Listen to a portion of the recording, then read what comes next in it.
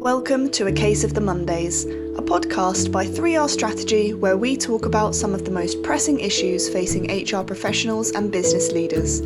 From fair treatment of employees to fostering transparency in the workplace, we'll explore how to create an environment where people don't just have to come to work, but want to. So, if you're feeling blue, tune in and join the conversation so you don't end up with a case of the Mondays.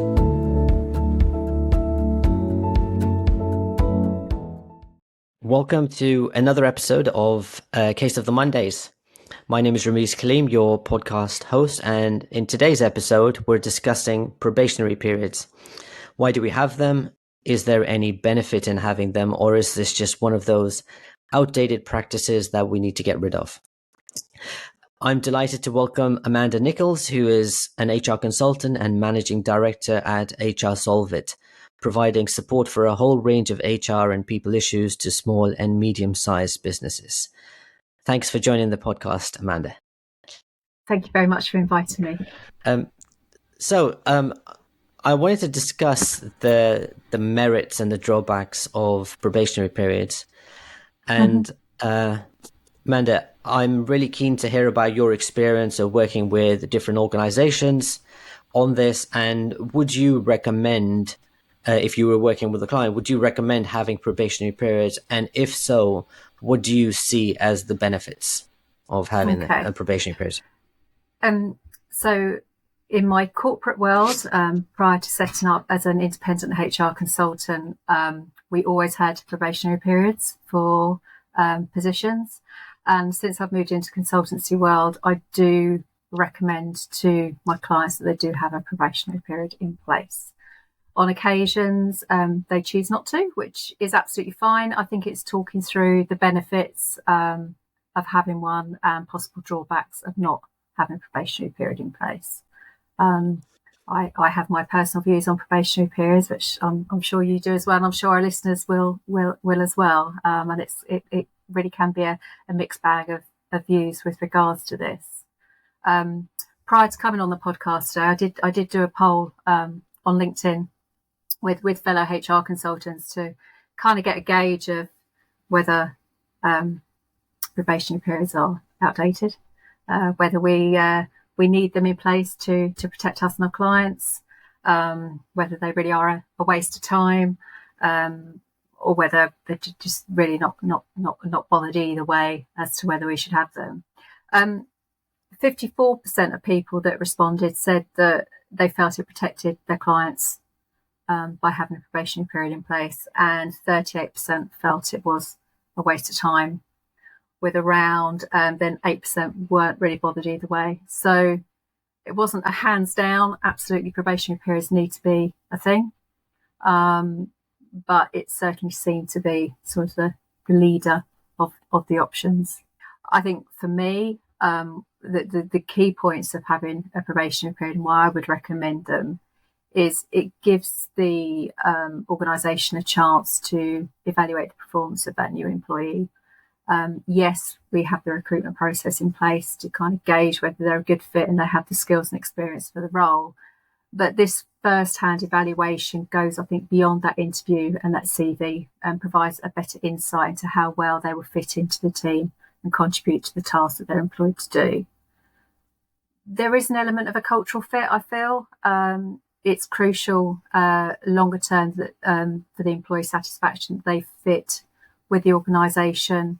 They can experience firsthand the company culture, the values and the work dynamics in which they'll be working with, and it will help them determine if they resonate with the organisational ethos. Because I think one of the things we need to remember with the probationary period is it's not just for the employer, it's also for the employee as well to gauge whether it's the right post for them moving forward. The notice period that somebody needs to provide during a probationary period can be reduced as long as it's specified within the contract of employment. So you may take on an employee that moving forward have to give maybe 2 months notice or a month's notice or even more, but in a probationary period you can reduce that to a week. So for an employer, there is an argument that it may be easier to release an employee if they're not working out. But being realistic, on the flip side of that, if we're looking at both sides, we also know that an employee with less than 2 years service, it is easier for an organisation to part company with that individual because they need 2 years service for unfair dismissal. Of course, there are protected characteristics that the organisation would need to bear in mind, and there are automatic unfair reasons why you cannot dismiss somebody, for example, whistleblowing or health and safety. So it shouldn't be used as a way just to get rid of somebody quickly, but I think it gives that element of support for the employer when taking on a new member of staff. One thing I do recommend to the organisations that I work with is having those built-in steps throughout the probationary period to meet with that employee, to talk to them about how they're getting on, how they're fitting in, how they're adapting to the role. Do they need more support in a particular area? And I think by having that structure, it ensures that those steps take place. Whereas I think the danger sometimes is if there is no probationary period, an employee could potentially flounder because there is no direct support put in place. So I guess, so my question would be then why can't that support be provided without having a probationary period? So why do we need to say, okay, this is 3 months, you need to provide that support at the start of the employment for this employee? What is the difference that the probationary period makes that support more impactful or more valuable? Like if that probationary period wasn't there, couldn't the employer still provide that support to that employee to make sure that they settle in that first 3 to 6 months? Yeah, so I think you could argue that the employer could put that structure in place for the first 3 to 6 months. I think sometimes the reality can be quite different. And I think if you're focusing and pinning it on the fact that it is a probationary period, it focuses the manager's mind, the employer's mind to actually put that structure in place. They know there's a defined period of time in which they need to make sure that initial support is provided to the employee. My concern without having that period in place as such is that some managers will let things drift, which is then no support to them or their employee. But I think it's remembering that it's a period of time for both parties to reflect on whether it's the right fit or not. I personally don't think probationary periods will ever disappear fully. I think they always will be there. But I think it depends on the organisation, how they can make that individual feel during that period of time. I certainly wouldn't be encouraging the employer to make that person feel that they're constantly being tested and that if they don't come to that level the whole time, they're going to be out, because it's an opportunity for them to be supported, to be developed. It's not just a test, which I think the connotations of probation period sometimes bring. Yeah, I agree. I think a lot of it is in a lot of it psychological, where you feel like I am being tested, and I think it's if you make a mistake, it might be a case of every mistake I now make is going to be it just puts a lot more stress on the employee. I feel, but also I think earlier you were just saying how some organizations where they are providing that level of support, they might decide not to go with the probationary period. So do you think that part of the reason for having the probationary period is a lack of training or a lack of skill from the line manager to make sure that they are putting a focus on support and development of their employee from day one? And do you think that if the managers have that level of training and responsibility, that in those cases it's not needed to have a probationary period? Yeah, so I absolutely agree with you. I think managers need to have the correct training to support new employees. And certainly when I look back historically at some probationary periods that have not gone well, it's because the manager hasn't actually managed the process particularly well. When I speak to my clients now, I work with them to set up a probationary period, because for a lot of my new clients, it's a new member of staff. They're a growing organisation, so they probably haven't gone through that recruitment process very often before. So it's still very, very new to them. So by having a more defined structure in place, making sure those check-in points are put in the diary. And I think by having those key steps in place with that line manager, it helps them to focus and check in on the employee, because otherwise time just disappears. So I think that part is really, really important. And yeah, and I think you're right. I think the training of the managers on how to support their staff is really crucial. And when I look back, as I said earlier, when things haven't gone right, I think an element of that has been lack of management support during that process. So are we replacing or compensating for the lack of training or lack of managerial skills by having a probationary period and putting this structure in place to say this is what you need to do, because you're not really doing what you should be doing in terms of supporting your new employees? And is it something that's necessary, or is it because of lack of skills of line managers that we're putting processes in place that have to follow? Okay. I think it is necessary. I think, yes, that there is going to be a pool of managers where it is because they're not the strongest manager and they need that structure and support. And if that structure and support wasn't in place, it wouldn't happen. But I think that structure is really important for both parties to ensure that the correct process is followed for the support of that individual and for that manager and for the wider team, of course, because, you know, all of a sudden you've got a new employee coming in. It's not just the manager that has to support that individual, but other team members are getting engaged as well. And sometimes you're looking at more sort of a more holistic approach. Okay, so one of the things I think you mentioned as well, and I often hear, is around how probationary periods are not just for the organization, they're for the employee as well. Yeah. And first, I guess what I struggle to understand sometimes is from an employee's perspective, it's not an equal relationship, is it? Because somebody who's, like you said, leaving a secure job, going to work somewhere else, is taking a very big risk, because this is how they pay their mortgage, this is how they support their families.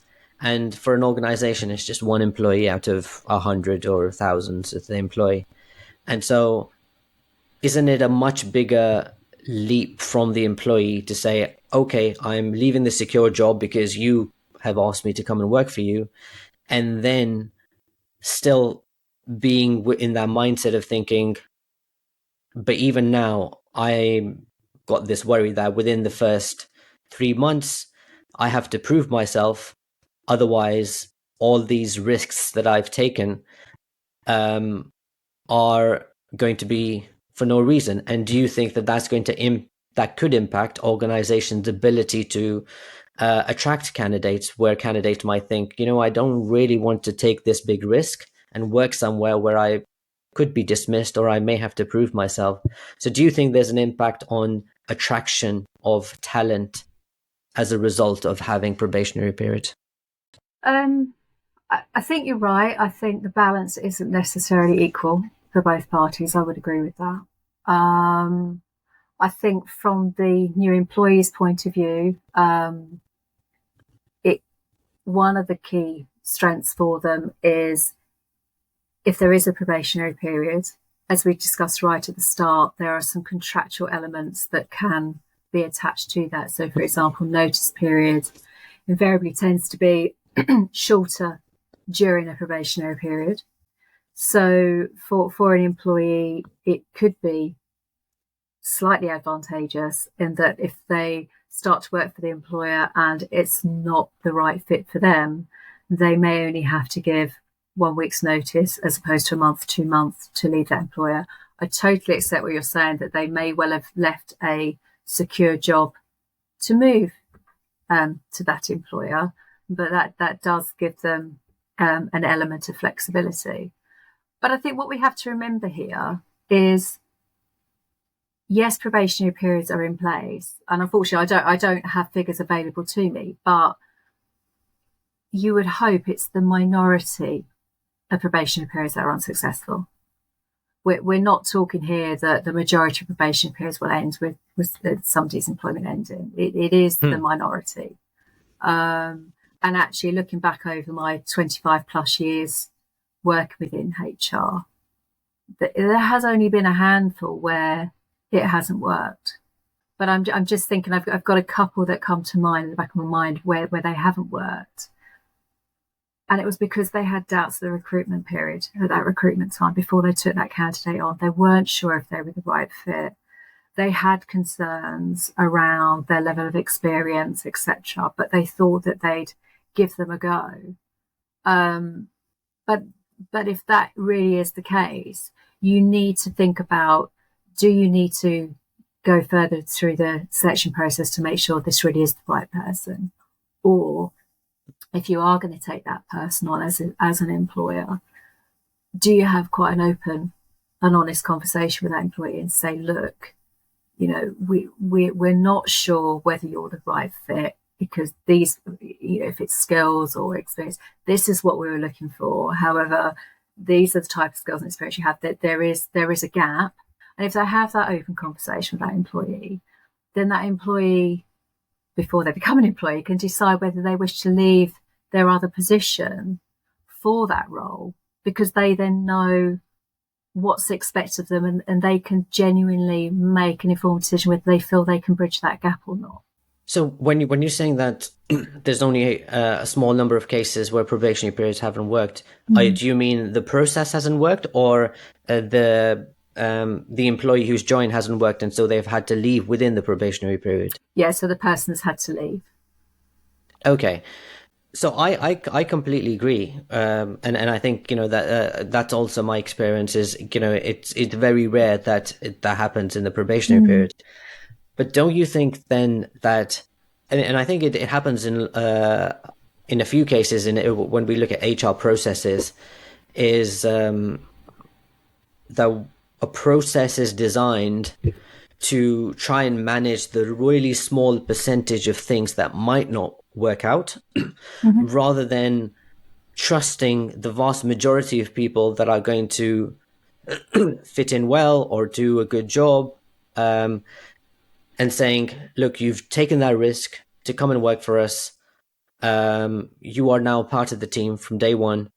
And yes, if it may not work for 2 to 5% of people that might join us, but because of that 2% or 5%, we don't want to harm the experience of the other 95% by making them feel like they have to prove themselves. Do you think there's an element of that when we design not just probationary, but some other HR processes where we're thinking about, this is the bad thing that could happen, let's try and put something in place for everyone? And I agree with what you're saying, and as you say, that's kind of opens up a whole different conversation around HR processes and policies in general, and which ones do we just tear up and get rid of, as you say, for that small minority. But it can be that small minority that sometimes causes managers and HR a huge amount of time and effort to deal with.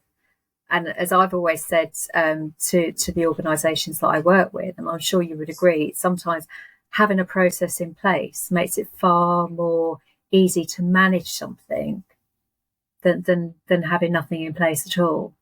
And I think it shows from both sides what's expected. I do agree with you to an extent, though, that with a lot of the policies that we have in place from a HR point of view, 9 times out of 10, they're not used for the majority of the organisation. But I don't think that we're in a place where we can have a structure without processes.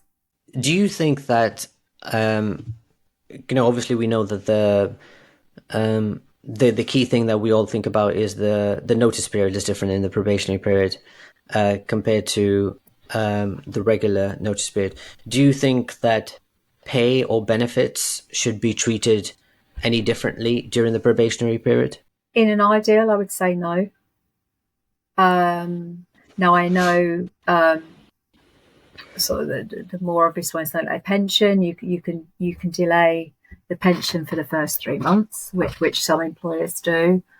Pay, I certainly don't recommend to any of my clients that I work with should change.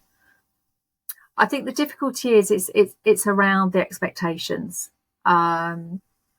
If you're looking at having bonuses in place or commission, it depends on how much training that individual needs, what type of working environment they're in, what type of sector, whether it's reasonable to expect them to be able to hit those targets to gain that commission or those benefits during that probationary period, and whether it's then setting them up to fail in those initial few months while they're gaining momentum, understanding the organisation and learning how things operate.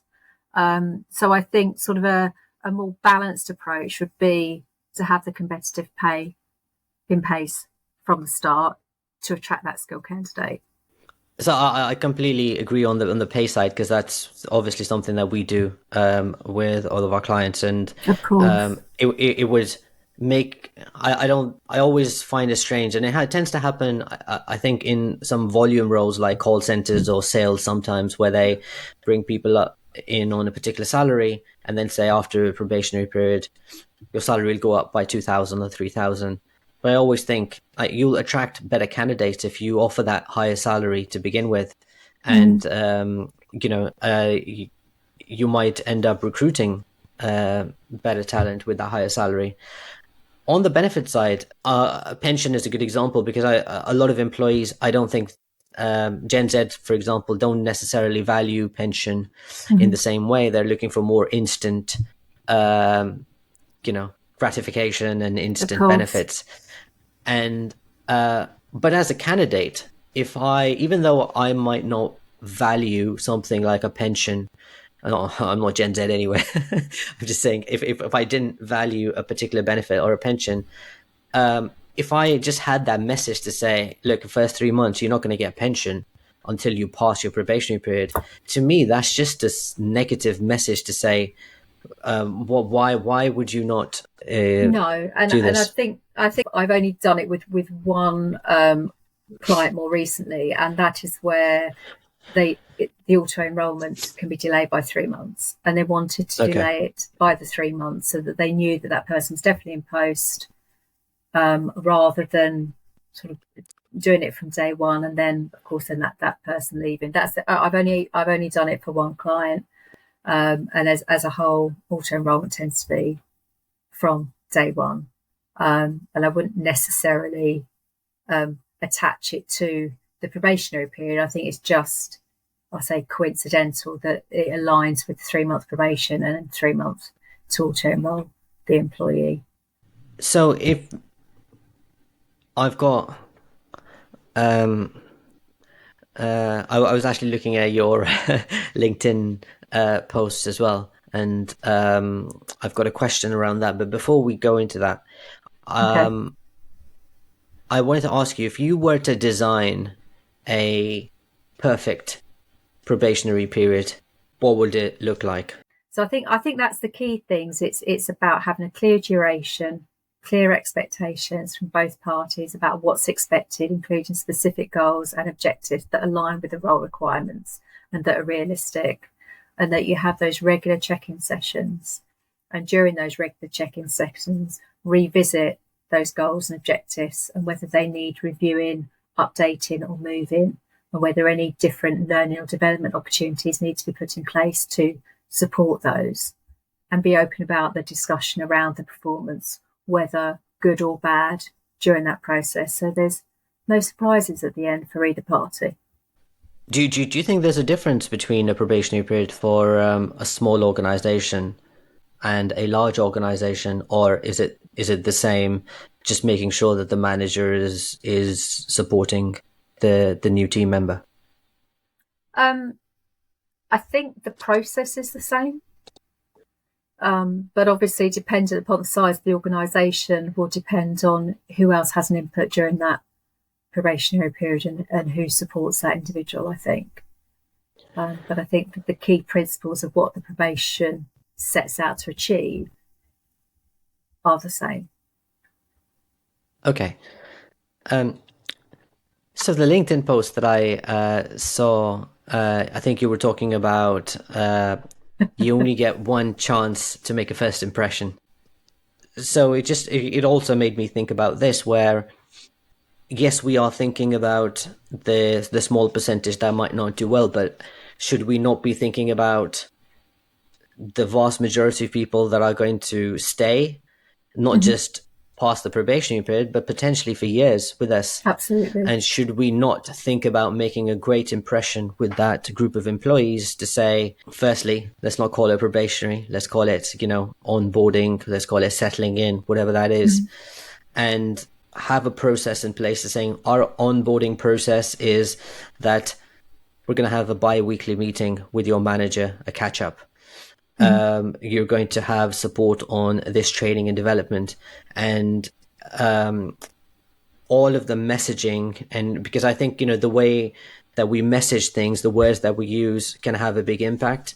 And so if we message it in this way to say, our objective is not to say you have to prove that you're worthy of this job or that you can do this job, but it's about us making a good impression and calling it onboarding, and set it up exactly how you described, with the regular check-ins and the support from the manager. And that's what it is. It's not a probationary period. And if you think about it, how big of an issue is the change in the notice period? Because from an employee's perspective, if you decide this is not really the right place for me, they would probably rather have a month rather than a week, because now they have to go and find another job and they have to look for something else. So they would rather have the buffer of the 30 days rather than the 7 days. So how much of this is really for the employee? The key difference here for the organization is that they have to give a week's notice instead of the month. And so that's the main difference that I see in the probation. So do you think it could be messaged in this way to say onboarding, support and development, not a probationary period? I mean, I think you're right. I think that the term probationary period can bring negative connotations, and I'm not opposed to retitling it to something else with clients. I don't have a problem with that. And I think the other thing that I didn't mention earlier, which I think you've alluded to as well around probationary periods, yes, it can be 3 to 6 months. But actually, if you're having those check-ins and that person has covered everything that you as an employer were expecting to cover in the probation period, and it's only week 8 or whatever, you can bring the probationary period to a close earlier successfully, if you wish to. You don't have to string it out for the full length. If you've managed to cover everything satisfactorily in a shorter period of time, then bring it to a natural close for both parties. One thing I've always said to clients is write to the individual to confirm the probationary period has finished, that it's been successful or not, if that's the case, so that you're both really clear that things have now changed, especially if there are contractual elements attached to the probation. It needs to be put in writing so both parties are now clear that, okay, that no longer applies. I'm now in my substantive contract of employment, and the terms that apply to that. Okay. I mean, just to clarify, I know I have the view, or not a really positive view around probationary periods, but we do practice this as well. So in a 3R strategy, we don't have any probationary periods, and anyone who joins is say you're part of the team from day one. So if, for example, we have a profit share, and so they would be eligible for that from day one. All the benefits that we have, because sometimes we can talk about things which others should do, but I think we see a real benefit in this, because it does sort of feel like people feel less stressed. Okay. I don't want to speak on their behalf, but that's my feeling anyway. That it's not a case of you. But I would say that even though we don't have a probationary period, I think employees always, because this is an experience they've always had. Is I remember I would just send a message to somebody. I'm not going to say names, but say, "Oh, can we just have a quick catch up? I want to discuss something." And because I haven't said what I wanted to talk about, they would just start to get, "Oh, what does he want to talk to me about?" and start to get really worried and stressed because it's in the first few months. And I think that worry and stress is in the back of people's mind already, and it's not really something I ever thought about. And it just feels to me like something like this just creates more stress in people's minds. And I'm just trying to see you're right. How can we as an HR community think about making the onboarding experience a lot more smoother and more welcoming for the vast majority of our people. And maybe you can still have do you think you can still have the processes in place without necessarily, for example, as part of the contract, to say the notice period is going to be 1 week in the first 3 months of employment, then it's going to be a month, but that's the only real thing. But you don't really talk about probation in any other way.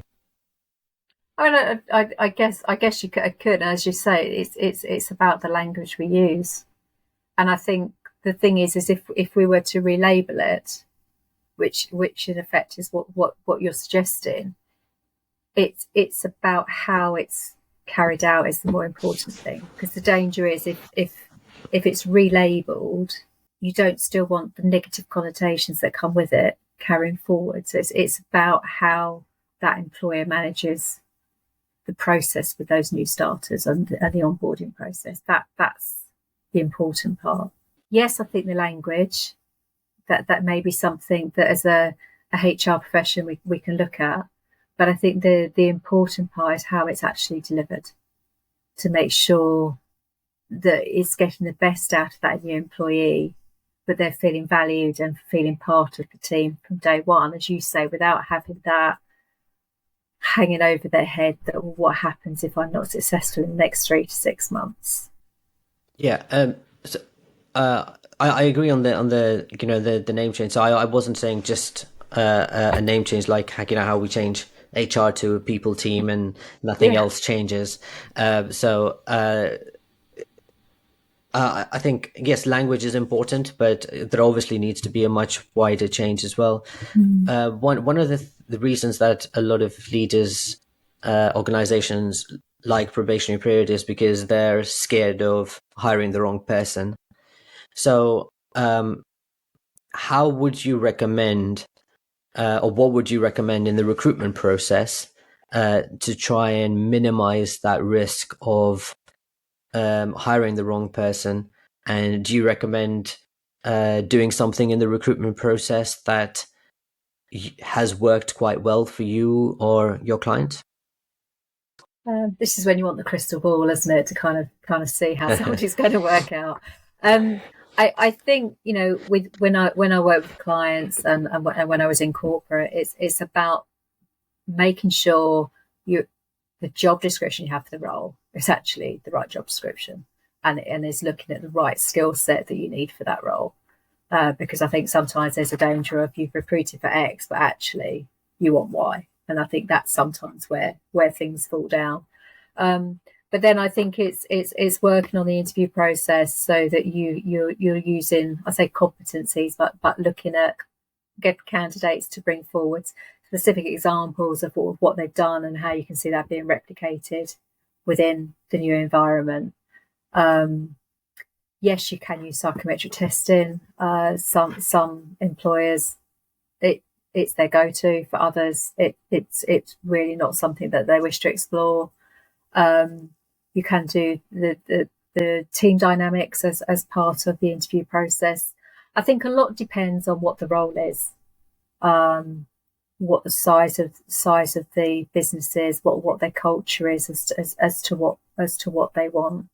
But I guess the only thing I would say to a client is if they do a first round of interviews and they're still not sure, there's nothing stopping them having a second round of interviews for that time it takes to make sure you get the right candidate, as opposed to just thinking, oh, well, we'll take a risk. Yeah, I'll share our process. So we have a first interview, which is more like a values-based interview, and then the second interview is the technical interview. And before that, we actually send out a test. And depending on the job, it might be an Excel test, or it might be a content writing test. And then in the technical interview, we go through that as well as a number of other questions. And I think it sort of covers both bases, because we, for us, how we do things is very important. And so that's the purpose of the first interview. And then the second is to make sure that people have the skills and the technical skills to do that. But again, you can never be 100% in the interview process. No. So there will always be an element of risk. But it's just, how do we try and minimize that risk? But it doesn't matter, because I'm sometimes organization will say we'll have 5 or 6 interviews, and I feel like that is also creating a bad impression at the start. I think you've gone somewhere wrong at the start, that you need, in my opinion, that you then need that amount of interviews. I don't think it's fair on the candidates to put them through that much, in all honesty. And some of the clients, because of the type of work environment there, they also do trial periods as well with prospective candidates after they've done a selection interview process, and they've got down to a smaller number. What do you mean by a trial period? So they will come in and work with the organisation for a couple of hours, so they can actually see firsthand how they operate, both the candidate, but also for the candidate to see actually how the employer operates. Okay, so do you see that happen a lot, or is it it's more a case of when they're almost sure that they want to recruit someone and they just want that final? Yes, I with my clients, I it's kind of the last phase, and it's not something that they do all the time. Is there? Do you have an example or somewhere where you feel like you went in to work with somebody and you saw that they were just managing probationary periods in a really, really terrible way, and then you had to help them fix it? Do you have any horror stories? I don't know about horror stories. Not particularly with the clients I work with now. When I was back in corporate, I guess there's sort of one that sort of sticks out, but this was many moons ago, and it got to the end of the 6 months, and they wanted to get rid of the individual because the individual wasn't working out. And I said, okay. I said, well, you need to meet with them, but first of all, it'd be really useful to look through what you've done with them so far, what review meetings you've had with them, when along this process you've spoken to them about the shortcomings and what they need to do to improve, so that they're aware that there have been issues and what you've put in place. And nothing. So, I mean, I advised them at the time that, well, you can't just now call them in and say you're not confirming their probation period because you've followed no process at all. You can't demonstrate any support that you've given them. So in that particular case, we agreed that they would extend the probationary period, but there was clear structure put in place that they needed to follow, because it wasn't fair on that employee. We were discussing earlier about the lack of skills of some managers to manage some of these processes, and you do hear that a lot from some managers saying, I don't have time to have my one-to-ones, I don't have time to do these performance conversations. I have my job, and I don't have time. But actually, as a That is manager, your this job. is your job. Yeah, Yeah, absolutely. it's Yeah. not, it's actually a more important because, for example, we do a lot of job evaluation and that sort of thing. And the real definition of a manager is that a manager can manage. only achieve their objectives through the work of their team. And if you're not managing your team, you're not doing the core part of your job as a manager. And maybe Yeah. that's one of the things we need to really drill in, is to say, this is the critical part of your job, because if you don't do It this, you is. don't deliver your objectives. But what you'll tend to find with those particular managers probably is they were promoted to manager because of their technical skills. Yeah. And that's what happens. And then they're not then given any support to develop as a manager. The other thing that we find in our role is, nobody ever gives managers the training to say, how do I have a conversation around pay with somebody in my team? So somebody says, I want to, and that's why we tend to find that when people ask for a pay rise, all the managers tend to say is, oh, I wanted to give you something, but HR said no, or, It's always this is what HR's HR. fault. No, That's a whole different completely podcast. agree. Yeah. So thanks a lot for joining us Thank you on for this having me. podcast and giving all your been great. insights. I think, like you said, we will agree to disagree, but I definitely, I think, can see the benefits for some organizations. The way that we use this language, I think, can be changed. And like you said, induction or on settling in period, I think that will be a good start, because as you start to use that language, I think people might, even managers might think of it in a different way, to say, I need to think about how I help my team member settle in or into the role. So I think what we'll do is we'll try and see if we can share some information. If you have any guidance around probationary periods for our listeners, we can share it at the same time. But thanks again for joining us on this podcast. Thanks everyone for listening. And you will hear from us in the next episode of A Case of the Mondays.